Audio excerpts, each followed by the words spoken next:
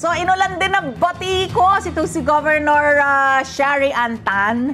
Ayan. Dahil sa viral niyang Kuratsa dance. Oo. This is talaga, this is very, sa Samar Kasi talagang yan, anong tawag dyan? Tradisyon. Tradisyon talaga yan. Tingnan nga natin.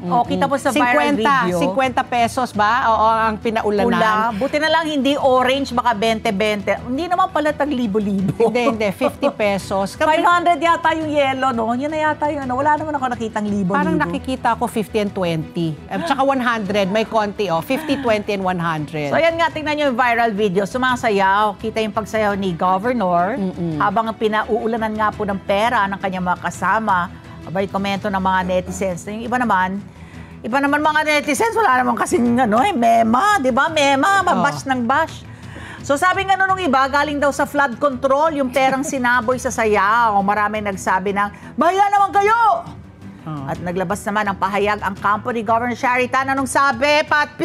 Nangyari daw ang viral dance video sa isang piyesta nga sa Catbalogan City kung saan sinayaw nila ang Kuratsa dance na isang sayaw na tradisyon sa Samar at Leyte. Hindi din daw ito pagpapakita ng personal na yaman ng mga individual, kundi nagpapakita daw ito ng pagbibigayan at bayanihan sa lugar.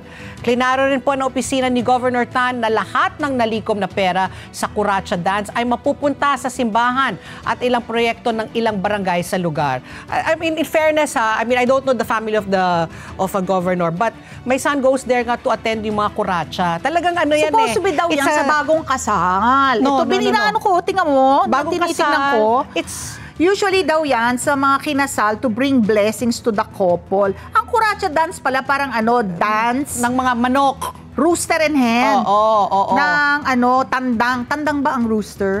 Tandang sa mga at inahin. Manok. Kaya nga parang ganun-ganun nga. Parang ginagaya nila yung mga manok. Manok. Oo. Tapos habang parang yung courtship, flirtatious. Habang courtship nagsasayaw. Yung dance, yung Kuratsa dance. Habang nagsasayaw, yung mga nanonood, tinitignan. Parang kung type nila magaling ka sumayaw, ayan, maglalagay sila ng 20, ng 50, magtatapon sila. Kung magaling ka sumayaw. Pag hindi ka magaling sumayaw, walang nagbibigay ng pera sa'yo. Hindi, babatuhin ka ng barya.